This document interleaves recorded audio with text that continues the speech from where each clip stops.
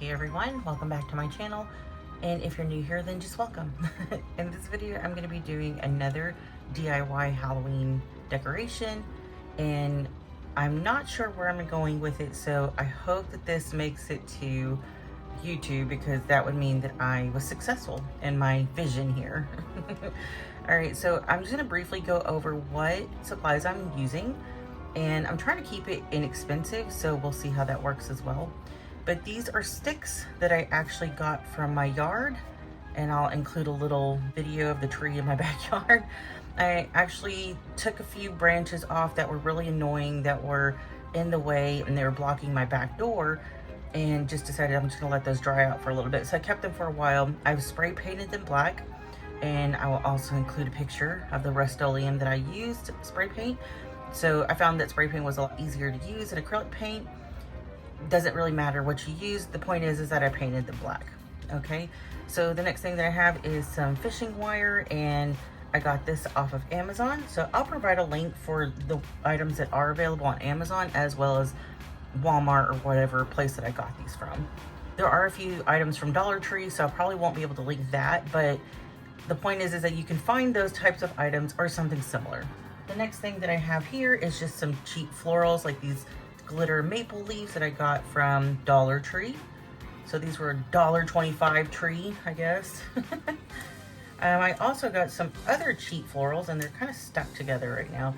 And I'm not going to use the florals, but I am going to use some of the elements of it, so just keep that in mind. But I got these from Dollar Tree as well. I purchased this set of crows from Amazon. I'll link that, and these are going to be used for this project as well.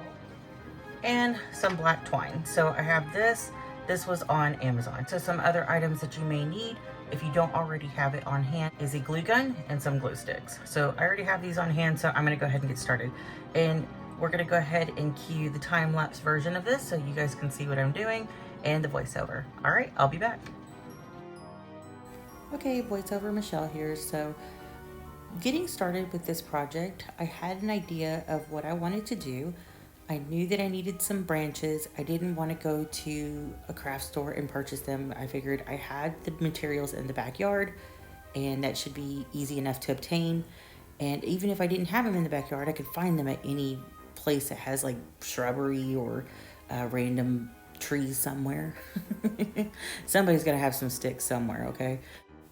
These particular sticks were about 20 inches to 24 inches. I decided that I needed 2 of them, but I needed to figure out a way to secure them together, and that way whenever they were suspended in the air, that they weren't going to fall apart. So here's where I start using the twine and the hot glue to kind of secure the ends together. I started to weave that in and out of each branch so that it was a little bit more sturdy.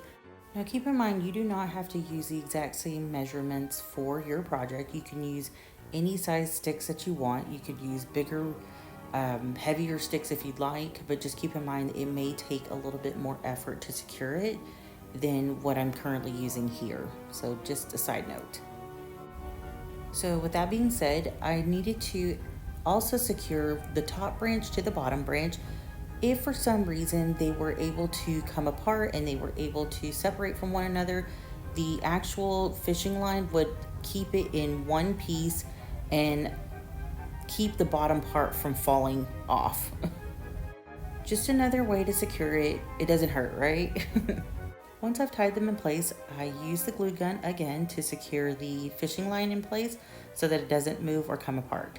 So I've made some knots in it. I've added some glue. Hopefully that should be enough to keep it where it needs to be. Okay, so at this point, I start to gather all of my floral pieces, all of my leaves.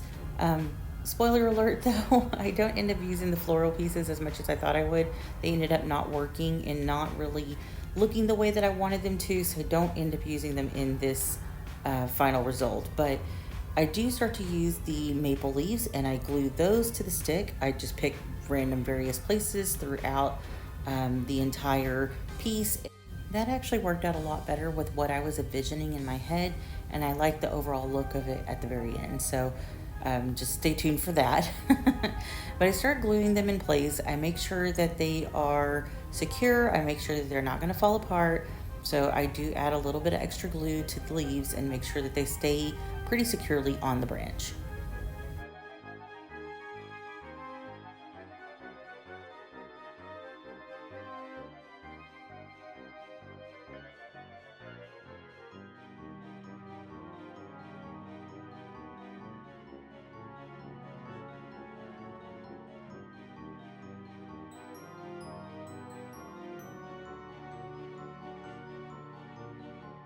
Okay, so right about this time, I start to break out the ravens that I got from Amazon. And these actually came in a pack of 6, so I figured if I needed to use a couple of them and I could use the other ones in another future project, which I end up doing, but I wanted to use about 3 of them. So I started to make sure that they weren't damaged. Although I will say that they were a little janky. There was a couple of them that were missing some feathers, but nothing a little glue wouldn't help. They were actually kind of cute. So these actually came with some very thin wire attached to the bottom of their feet. So what I did was I actually used that wire, I curled it around the branch, made sure that it was secure, and then added the glue.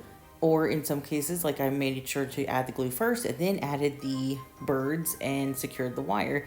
Whatever way you want to do it, as long as it works, as long as they stay, it's not that big of a deal. Okay, so we're almost to the part where we need to bust out the fishing wire again. Side note though, you want to make sure that whatever weight that you have on your branches, so whatever size that you decide to use, that the weight is going to be supported by the fishing wire and it does not exceed that. I mean, we want to make sure that we're creating some safe crafts over here.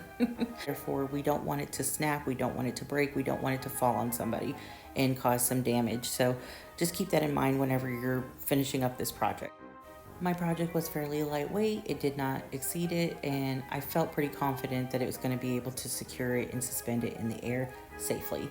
The next part is I am securing the fishing wire on one side, on the left side, and on the right side, and bringing it together to a point like a triangle and securing it with a slip knot on the top. Now you probably can't see that because the fishing wire is clear, but you guys will get an idea of what I was going for at the end of the video.